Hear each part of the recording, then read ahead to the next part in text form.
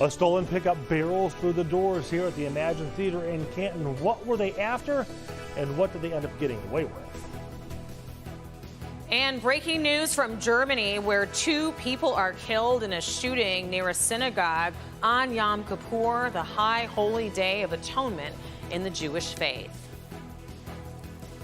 And the White House declares war on the House impeachment inquiry, announcing that it will not cooperate, setting the stage for a constitutional clash with far-reaching consequences.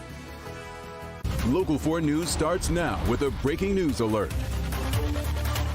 Good afternoon, and thank you for joining us. We do begin with breaking news from Detroit's West Side. That is where neighbors say that an 87-year-old man was hurt in a fire. This is video from the scene. The home is located on Chatham Street in the area of Losser and Finkel. And that is where we find Local 4's Rod Maloney this noon. Rod, I understand a few of the man's pets did not make it. Yes, that's part of this. And of course, as you can see behind me right now, his family has just arrived on the scene. The elderly gentleman is well known in the neighborhood. And yes, there were cats that he had that did not make it in this fire. He was brought away. EMTs were doing CPR on him, and they brought him to the hospital. We're still awaiting to hear the word from the Detroit Fire Department precisely what it was what his condition is at this point. Let's take a look at the video from earlier. Much different scene than it is right now. About 8 or 10 fire trucks on location with the EMS working on the gentleman. He had a fire. We're told that fire was mostly in the basement of this home. The neighbors tell us that he had quite what they called the man cave down there, and that was the area that had burned.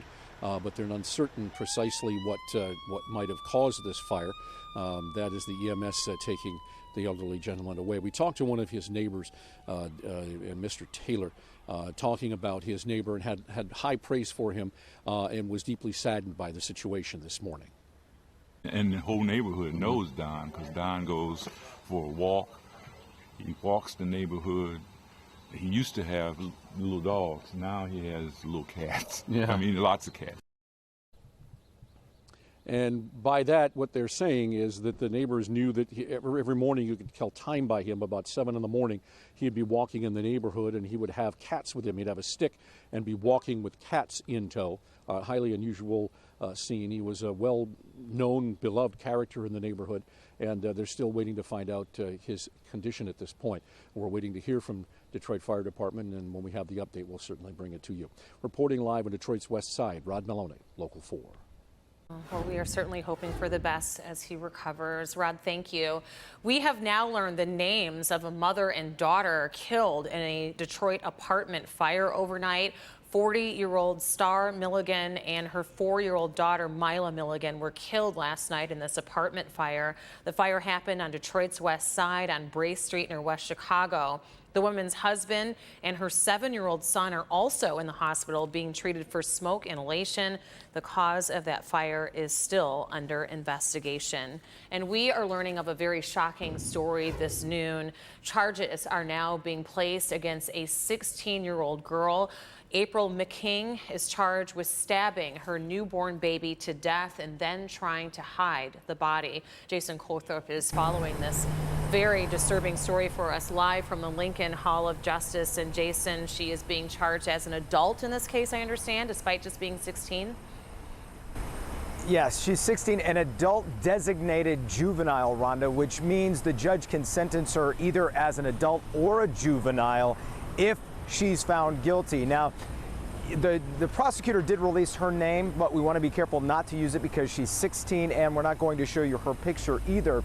But prosecutors, let's just walk you through what prosecutors say happened 8 months ago on February 21st at the Agnes Street Apartments on Detroit's east side. It was about 11 o'clock that night when EMS got a call to respond to a girl in distress. They came out, they found what the situation was. They sent this girl to the hospital, and then they say police started investigating, and they say police found that the girl had given birth earlier that day. The baby was born in the toilet, and then they say she stabbed it multiple times, killing the baby, hiding it in a purse, and then putting it in a closet. When police came back the next day, they found the body of that baby in the closet. Now, I talked to some neighbors today, and they heard some things about when this happened in February. They heard some talk, but when they heard the details of what exactly happened today, they audibly gasped. Here's one neighbor. Well, as far as I know, she was a decent girl, quiet, kept to herself. It's shocking to hear that they accused her of doing something like that to a baby. That's kind of shocking, to be honest.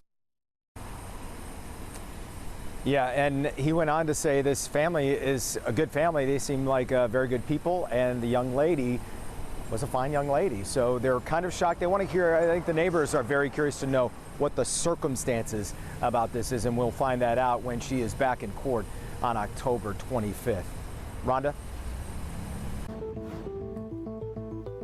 All right, Jason, thank you. Turning our attention now to good health and also new rabies cases that have been reported in Oakland County. The health division says that there have been at least 2 new rabies cases found in skunks in Oakland County in the communities of Southfield and also Farmington Hills.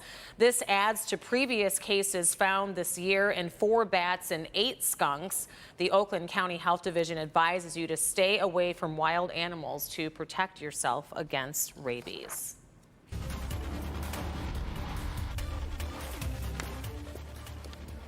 And we are following breaking news out of East Germany, where 2 people have been killed in a shooting. Police are looking for the suspects who ran off after the shooting that was reported near a synagogue. A hand grenade is also believed to have been thrown onto a Jewish cemetery. 1 person has been detained. However, at least 1 suspect is still on the run. The attack happened on Yom Kippur, the holiest day in the Jewish calendar.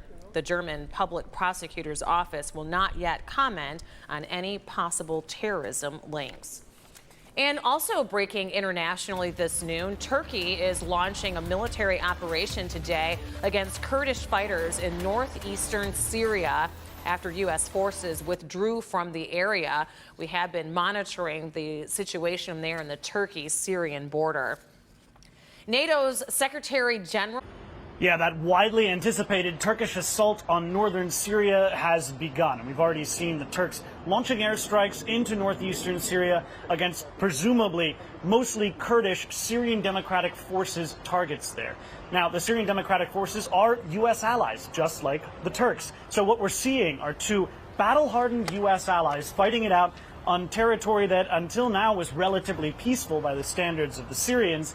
And so this could be a really bruising battle, and we could have quite a few civilian casualties. And that's exactly what the Syrian Democratic Forces have been warning. They've asked the United States just in the last couple of hours to please impose a no-fly zone on northeastern Syria. It seems unlikely that the United States or the coalition that has been fighting ISIS will comply with that because, as we know, President Trump has already given his tacit or active approval to President Erdogan of Turkey, allowing him to make this incursion into northeast Syria. And President Trump has tweeted just again today that he wants to give the Turks control over the fight against Islamic State. Now, that could be problematic if the Turks come in and if the Syrian Kurds, the Syrian Democratic Forces, abandon those positions. They could be allowing ISIS to escape and spread throughout Syria, throughout Iraq, or throughout the region.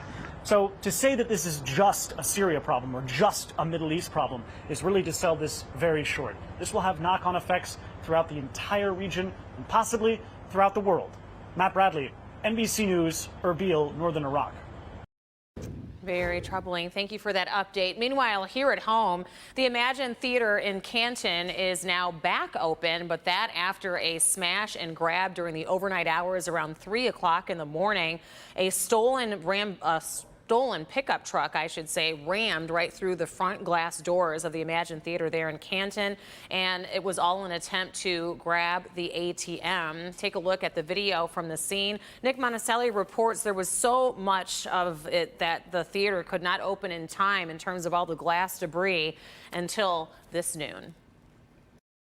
Good afternoon. The reason the Imagine here in Canton had to close until now, the noontime, is because of all the damage that was in here. They were concerned about some structural issues, so just to be on the safe side, they wanted to make sure everything was shored up and safe for their guests to come back inside, not to mention cleaning up all the glass and mess and metal and things that were strewn all about here. Obviously, it's all taken care of, and they are reopened. Now, how did all this happen? Well, at about 3:45 this morning, whoever this thief is decided they were going to steal a pickup truck from an apartment complex across the street. They used that pickup to smash their way into this building, then using it as a battering ram, backing in through the doors and then hitting the ATM over and over again until it broke open. Now, the cleaning crew was actually inside working when this truck came barreling in. Again, there was so much damage and debris, the theater decided to close until this afternoon, canceling scheduled shows. I mean, it doesn't make me mad. It's just unfortunate that bad things happen and that there's bad people out there that will do something like this. But, you know, we just want to provide a great experience for our guests, so we're working really hard so we can open this afternoon. There were about a dozen or so movies that were going to play during the time period they had to close down. But the good news in all of this is that there was that cleaning crew working here, but nobody was injured. If you know anything, obviously the Canton Police Department would like to hear from you to try to track whoever did this down. In Canton, Nick Monticelli, Local 4. All right, Nick, thank you. And the stolen pickup truck, a 2004 Dodge Ram, was found abandoned near a business not long after the robbery. In Washington this noon, the White House says that it will not be cooperating in the impeachment investigation. The White House argues the probe is unconstitutional because there's been no vote in the House to impeach. That's caused Democrats to accuse the administration of obstruction. Yesterday, the White House blocked an ambassador from testifying before House committees. In turn, the House issued a subpoena for the ambassador to testify. President Trump tweeted he wanted that ambassador to appear, but not before a, quote, kangaroo court where Republicans' rights have been taken away. Well, good Wednesday afternoon. What a great one we have. Maybe a little outdoor lunch. 66 at Metro, 67 Howell. Numbers surged after the fog lifted out of Livingston County. And the winds are on the lighter side, just keeping east siders closer to the big bodies of water on the east side. Just a little bit cooler, but east winds 5 to 10, not very strong on this Yom Kippur. We have 66 on our way once again to about 70 degrees, well above average. Of course, the big weekend change is on tap. We'll have it coming up. Rhonda? All right, Brandon, thank you. Well, quite the bombshell this morning. A new report accuses former Today Show host Matt Lauer of rape. How he is responding to these allegations next. Paula? So we know for many the kitchen is the heart of the household. But today at 4 on First at 4, I'm going to take you to a place where the kitchen is at the very heart of the future. We're talking about single female heads of households learning how to chef it up so they can change their lives and their families. I'll see you today at 4.